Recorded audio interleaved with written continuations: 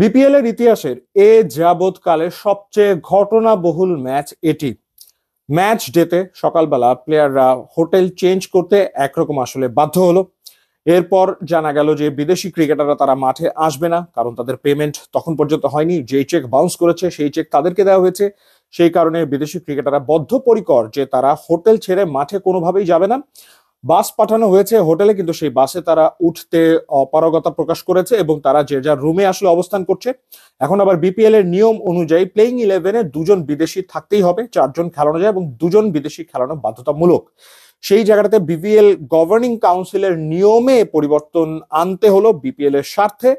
এবং বিপিএল এর ইতিহাসে প্রথমবার কোনো একটা ফ্র্যাঞ্চাইজি 11 জন দেশি ক্রিকেটার নিয়ে খেলতে নামলো। এবং সেটা কোন ম্যাচ, যেই ম্যাচটা তাদের আসলে জিততেই হবে, যদি তাদের প্লে অফের আশা বাঁচিয়ে রাখতে হয়, শেষ চারে খেলতে হয়, তাহলে তাদেরকে এই ম্যাচে জিততেই হবে। এবং তাদের প্রতিপক্ষ কারা?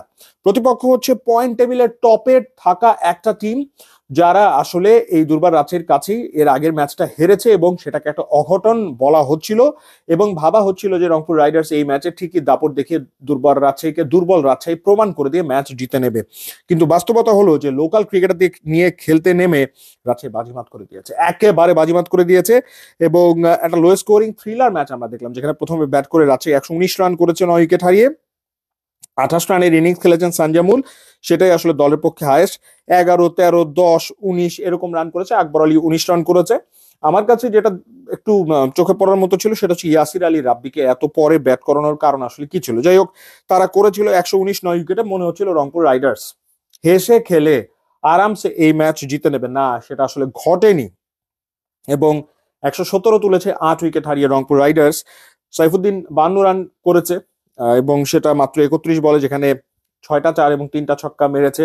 লাস্ট ওভারটা জমিয়ে তুলেছিল পরপর দুটো ছক্কা মেরে, এবং শেষ 2 বলেও 4 এবং 6 মেরেছে। কিন্তু তারপরে 2 রানে আসলে ম্যাচ জিতে নিয়েছে রাজশাহী। এবং খুবই গুরুত্বপূর্ণ ম্যাচ ছিল, যেটা আসলে বলছিলাম, কারণ যদি তাদের শেষ চারে খেলতে হতো সেই ক্ষেত্রে এই ম্যাচে জেতা তাদের জরুরি ছিল। তো এখন 11 ম্যাচে 5টা জয় নিয়ে 10 পয়েন্ট হচ্ছে দুর্বার রাজশাহীর, এবং তারা পয়েন্ট টেবিলের 4-এ অবস্থান করছে।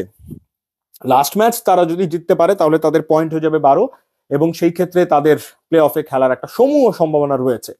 তো মাঠের বাইরে যত ঘটনাই ঘটুক না কেন, দুর্বার রাজশাহীর ক্রিকেটাররা মাঠে পেশাগত দায়িত্ব যথাযথভাবে পালন করছে। এবং আসলে ফ্র্যাঞ্চাইজি মালিকের লজ্জা থাকা উচিত, লজ্জা হওয়া উচিত যে তার ক্রিকেটাররা এরকম পারফর্ম করছে, যেখানে পেমেন্ট নিয়ে 9-6 চলমান, সেখানেও তার প্লেয়াররা কমিটমেন্টের শতভাগ দিয়ে দলটাকে টিকিয়ে রেখেছে এবং লোকাল ক্রিকেটাররাই জয় তুলে নিয়েছে এবং প্লে অফে খেলার আশা বাঁচিয়ে রেখেছে।